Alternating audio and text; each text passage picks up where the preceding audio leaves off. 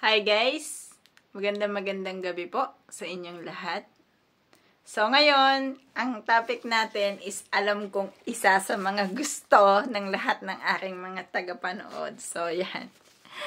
Ang topic natin ngayon is about sa sahod ulit. So part 2 na to kasi naiba po yung before kasi wala siyang overtime. Tapos yung isa din wala siyang linggo. So, isang Sabado lang yun napasok doon. So, eto, reveal to na meron siyang Sabado at Linggo na pasok. So, meron siyang 4 days na pasok ng Sabado at Linggo. So, 2 days na Sabado and 2 days na Linggo. So, meron din tong night differential. And, meron din tong isang overtime. So, ipapakita ko lang sa inyo yung kaibahan. So, kung hindi nyo napanood yung part 1, guys, meron sa atin. Hanapin nyo na lang sa playlist. Sa playlist natin, makikita nyo sa part ng sahod. So, hanapin nyo na lang doon kasi pinagsasama-sama ko yan. Okay. Eto, i-explain ko sa inyo, guys, yung kung ano yung nilalaman ng ating payslip. Sa kagaya nung unang video na ginawa ko, so, talagang payslip yung hawak natin. Yan o. Payslip talaga siya. Okay, huwag nyo na tingnan. Makikita nyo yung pangalan ko eh. Okay, simulan na natin siya. Okay, ang tariff ko dito, ito yung basic ha. Basic guys, basic. 24,150 crowns. So, dito makikita nyo dito guys sa inyong payslip, yung tariff nyo or yung basic nyo, yung working time nyo, kung gaano kahaba yung oras na pinasok nyo, and yung araw na nag-absent kayo, kung meron kayong absent, so makikita nyo rin dito, magre-reflect din siya. Tapos yung dubolena or yung bakasyon na binanggit ko sa iba kong video, so makikita nyo dito kung ilan pa yung available nyo na days na pwede pa kayong mag-leave. So, meron din dito yung inyong kung saan kayo sumahod. Saan mga category na nagsahod kayo. For example, ang inyong overtime, yung inyong Sabado at Linggo, tapos yung iba pa, yung kagaya mga bonus yan. So, makikita rin natin siya dito, no? So, yan ang itatakal ko sa inyo.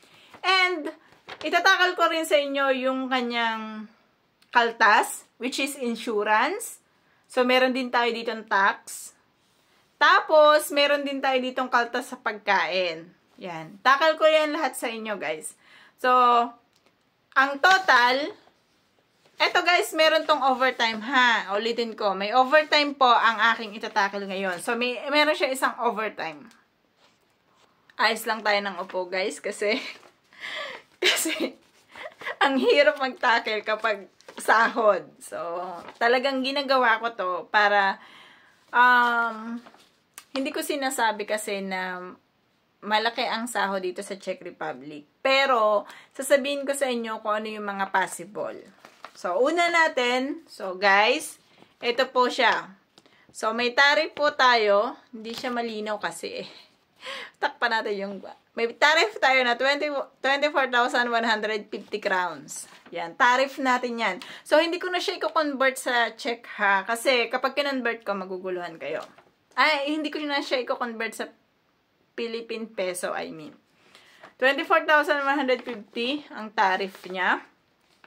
Tapos, pumasok ako ng 176 hours. So, ang bayaran po kasi dito is fixed day. So, kahit gaano kahaba yung pinasok mo, basta sa loob ng isang buwan, naka-fix po siya na 24,150 ang basic mo.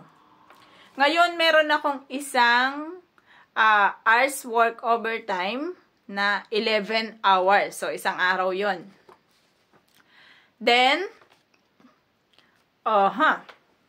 makikita ko dito, meron siya dito guys na nakalagay yung aking dubolena or yung bakasyon ko. Balance ko ng bakasyon ko is meron pa po akong 15 days na pwede akong magbakasyon. With pay yun, guys, ha.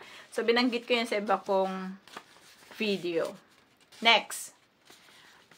Magkano ang gross pay ko? So, gross pay. So, kung ang tariff ko is 24,150, takpan natin yung pangalan ko. Eh. Baka hanapin niyo ako sa Facebook eh. Kung ang tariff ko is 24,150, nag-gross pay po ako ng 34,303. Gross pay. So, ano to? Ang basic is eto yung monthly fix mo na babayaran sa'yo. So, ito yung pinipirmahan natin dyan sa Pilipinas na meron tayong basic na ganito, ganito, ganito. So, ang basic ko is 24,150 lang po. Okay? So, pagdating sa gross pay, nag-gross pay ako ng 34,000, yan o, 34,303. Pero may isa po tong overtime. So, sasabihin ko sa inyo, ang aking tariff na 24,150, at meron akong overtime na 11 hours, a total of, teka lang, 2,215. 2,215. Isang araw yun, ha? Then, meron akong Saturday and Sunday, 15% kasi itong dagdag neto, na 66 hours. So, magkabukod to eh. Meron tong 15% na 66 hours, a total of 1,813.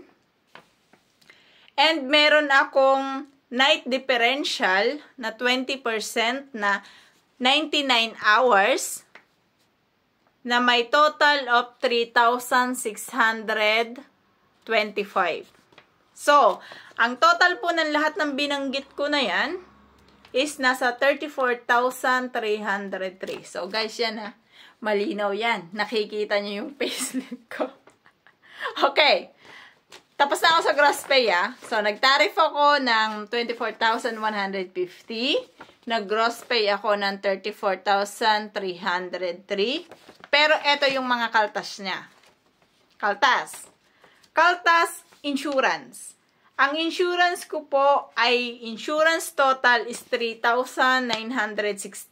So, bakit 3,960 lang? Sabi ko nga sa inyo, meron akong benefits na ang company ang nagbibigay ng iba na bayad sa aking insurance. So, hindi po buo na kami ang nagbabayad ng insurance namin. So, hindi yan pare-pareho sa lahat ng company. Merong company na konti lang iso-shoulder nila. Merong company na wala silang iso-shoulder. Pero sa amin, kalahati po ng aming insurance is-shoulder ng aming company. So, ang binayaran ko lang, insurance total is 3,960. So, ito, 3,960. Hindi kasi masyado malinaw pag nilalapit ko. Then, meron po akong tax total. Yan o. Guys, tax total of 2,590. Ang total ng aking kaltas, meron pa pala ako ditong advance tax na. Ito. Total ng kaltas ko is 6,570. Yan. So, yung 34,303 ko dito, kakaltasin yung mga kaltas ko na 6,570. Tapos, meron kasi akong swipe sa kantin namin na 389. So, ang total po ng aking sinahod ay 27,344. So, from 34,303, nakaltasan siya ng kaltas na 6,570.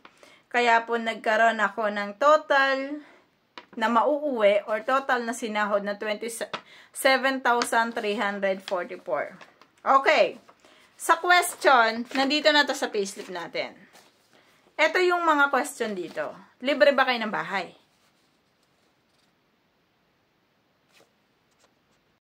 So guys, gawa natin yan ng next video